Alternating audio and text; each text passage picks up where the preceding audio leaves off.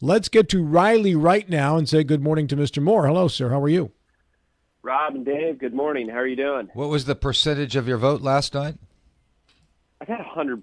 100%. Okay. That's not bad. Yeah. Riley, what do you make of the loss by Mitch Carmichael, also by Darrell Coles, Larry Kump to an extent as well, and I think David said the total around the state was 10 Republican incumbents? 10 incumbents on the Republican side. 3 senators and 7 delegates went down to defeat. That's a stunning piece of news for a primary, Riley.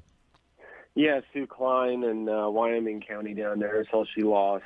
Yeah, Senator Carmichael, I think as you all are acutely aware, and so are your listeners, had certainly been taking on quite a bit of water over the last several election cycles. He barely eked it out in the last election.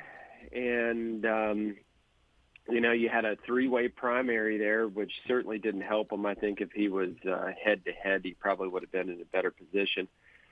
But in between teachers' issues and I think some of his commentary, perhaps as it relates to the governor, and then also he's been very pro-LGBT in his time in the legislature, which I think, I don't know if that's necessarily an election issue, but maybe just, some more attrition brought on by some of that. Are you saying that the teacher who beat Mitch Carmichael in the Republican primary was running to the right of Mitch on social issues? No, I'm not saying that. What I'm saying is I think just with the electorate generally, his electorate, I think he'd been taking damage for a very long time now, and I think it had its attrition effect upon his support and eroded it. Do you have any idea what the erosion was about? Though, was there an issue? Was it? I know she's a teacher. Yeah, I don't think it's one single issue. I think it's in the view of some. Not ascribing this to myself, but I think it was the teacher issue. I think if you even go back to 2016, I think y'all remember he had that big tax reform bill, which a lot of us were against, including myself, which was going to raise taxes to do a tax reform program that he had partnered with the governor on at that point.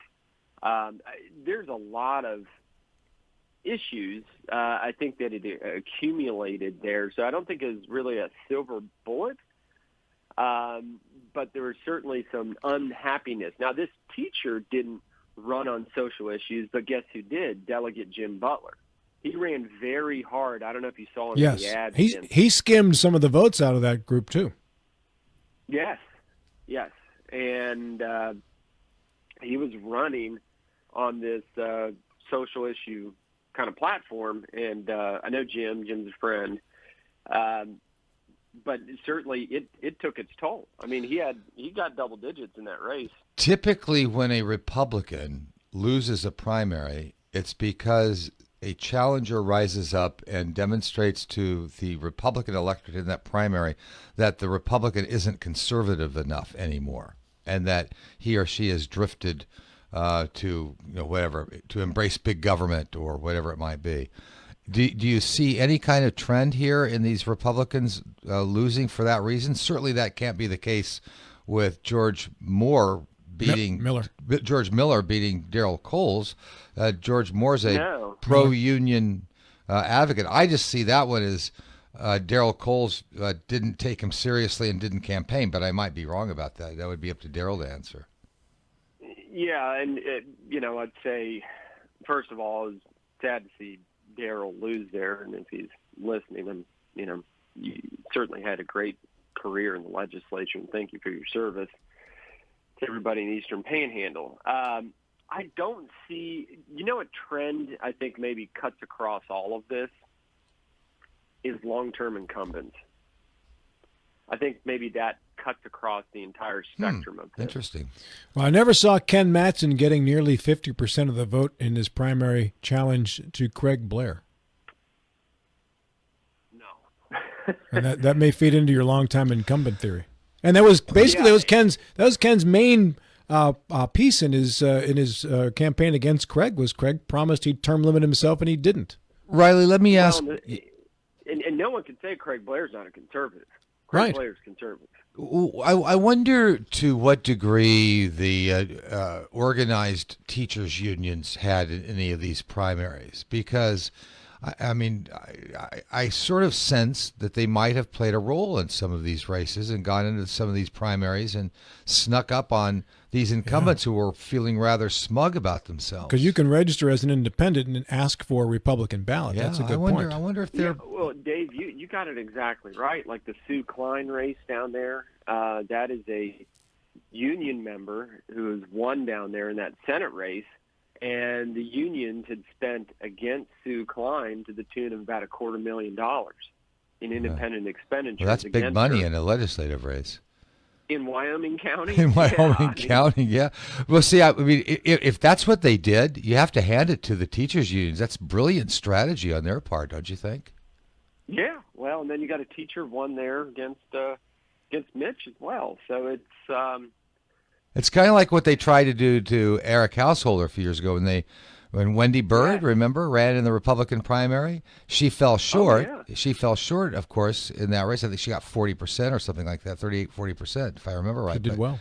Yeah, she did pretty well. But I wonder if when we learn everything that we want to learn about what happened yesterday, which sort of, I woke up thinking it was kind of a sleepy election day, and boy, was I wrong, because a lot happened. But I'm just wondering if there was some...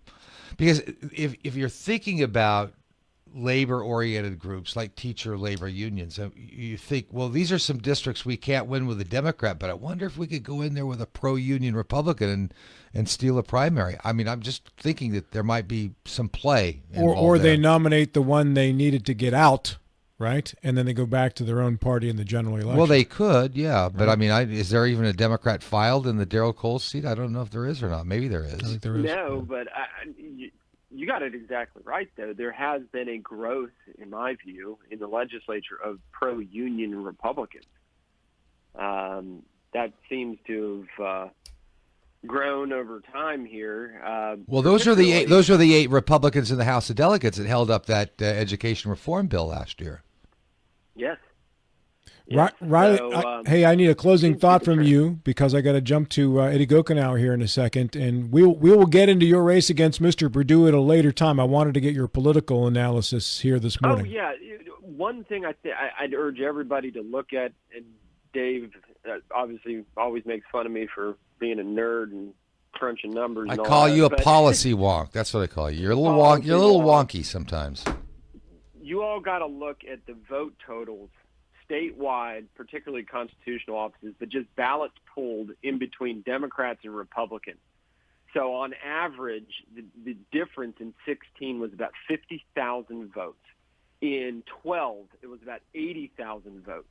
The difference in between, just for example, me and John Perdue is 3,500 votes.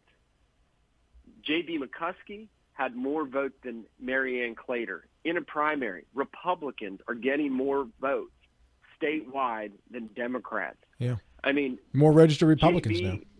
Yeah.